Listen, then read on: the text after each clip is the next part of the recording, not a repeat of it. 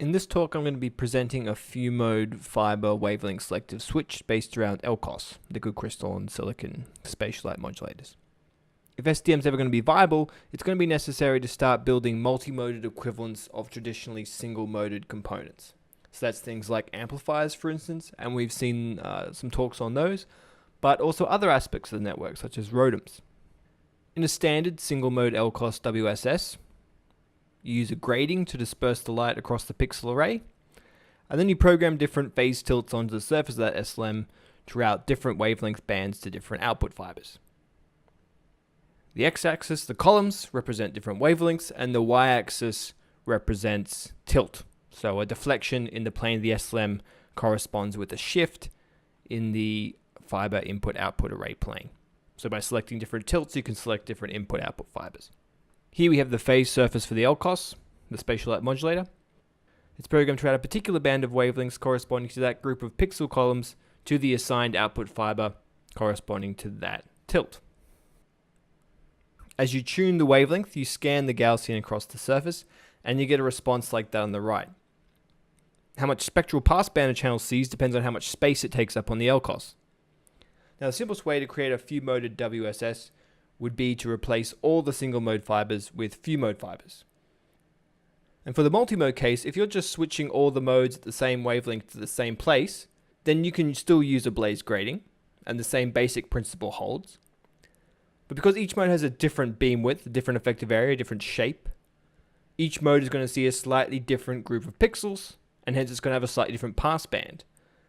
This band of pixels was fine for the fundamental mode, but you can see that it's too small for the higher order modes. How closely you can pack your channels in wavelength will depend on the width of your highest order mode. You've created this conflict because not only does the x-axis represent wavelength filtering, it also represents spatial filtering, and the two are not independent. Different modes at the same wavelength are treated differently, and this is bad. It leads to things like mode-dependent loss, and it constrains how closely you can pack your channels in wavelength. So the way around it is to keep the system pseudo-single-moded, and that's where the Photonic Lantern comes in. The Photonic Lantern is an adiabatic transition between n single-moded fibers and an n-mode fiber. So if you put a particular mode into the multi-moded end, you get the light arriving at the other end as a bunch of Gaussians with different relative amplitudes and phases.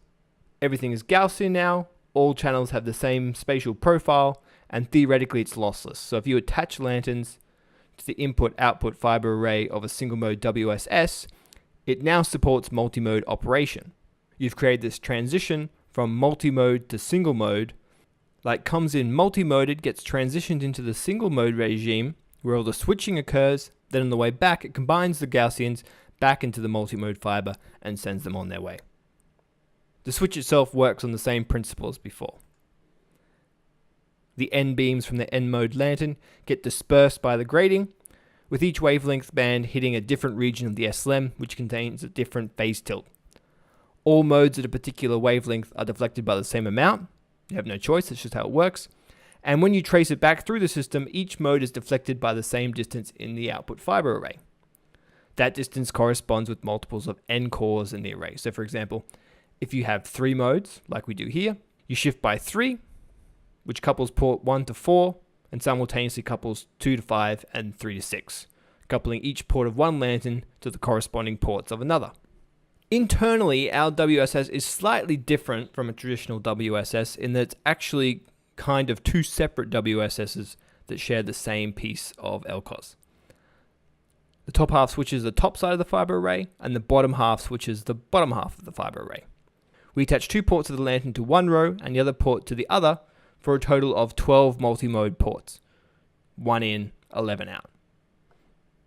To characterize the system, I used a spatially diverse wavelength interferometer. It allows you to measure the mode transfer matrix as a function of wavelength, and hence find all the linear properties of the device under test, such as insertion loss and mode-dependent loss. Here's an example of the measured transfer matrices, amplitude, phase, mode in, mode out, as a function of wavelengths. You can't really infer much just from looking at that, except you can see all the modes are beating together very rapidly, on account of the fact that you split the light up with one lantern and then recombine it with the other, creating this interferometer.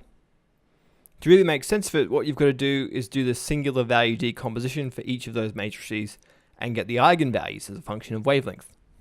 And that's what we've got here. On the top, we've got the mode-dependent loss for all 11 ports, and at the bottom, we've got the insertion loss. So the mode-dependent loss is the ratio between the maximum and minimum eigenvalues, and the insertion loss is the average. So for example, the insertion loss of a perfect polarizer would be 3 dB, the average of 0 and 1. Now these values here include at least some of the SLM mode mux and demux itself, which can't be calibrated out entirely. So that is, it also includes the free space coupling into the photonic lanterns themselves. For good MDL, you need a few things. You obviously need good lanterns and good coupling into those lanterns, but you also need consistent coupling between all 3 ports in the input-output single mode fiber array of the switching element. You need your coupling from port 1 to 4 to be the same as 2 to 5, for example. And that implies you need accurate spacings between your fibers, for one thing.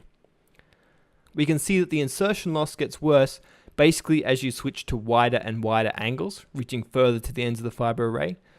But the mode-dependent loss changes less. So the coupling efficiency is going down, but the coupling between adjacent ports is staying more consistent. Alright, so let's carve up some narrow wavelength channels. This is where the use of a photonic lantern starts to pay dividends over the alternate approach of using a few mode fiber input-output array without that multi-mode to single mode transition. The mode-dependent loss actually has more bandwidth than the insertion loss, which is the other way around to how it would be with a few mode fiber input-output array approach. And you can also get much narrower channels. Basically, it's maintaining the single mode-like performance characteristics of the single mode switch upon which it's based, even though it's now a multi-moded device. The MDL rolls off later because as long as the coupling to each port is rolling off by the same amount, the MDL stays the same even if your overall loss is increasing. When we get down to really narrow channels, we do pay a bit of a price for having the 3 lantern ports spread across 2 independent parts of the LCOS, because mapping of pixel column versus wavelength on the top half of the SLM versus the bottom isn't necessarily identical. They're not necessarily exactly aligned to each other. So for example, on the top, pixels might be centered on 0 gigahertz, whereas at the bottom they might be at 2 gigahertz. So when you get down to narrow channels, that would also come into play. Not a fundamental limitation, but a practical issue which hasn't been optimized here.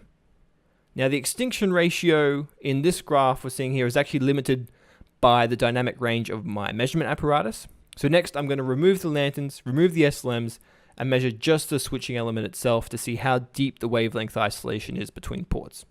As we can see, worst case here, we're getting 25 dB, but in a lot of cases we're getting much better.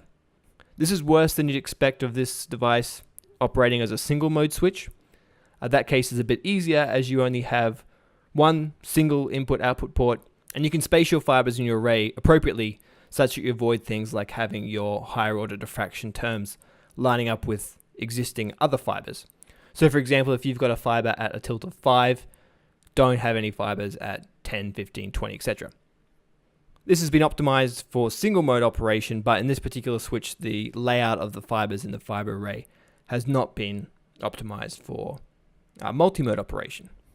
And doing so, we'd expect the wavelength isolation to get better, particularly for the worst case ports. All right, thank you very much. Hopefully I've demonstrated that through the use of photonic lanterns, we can create multi-moded wavelength selective switches that don't have to compromise on their spectral filtering capabilities.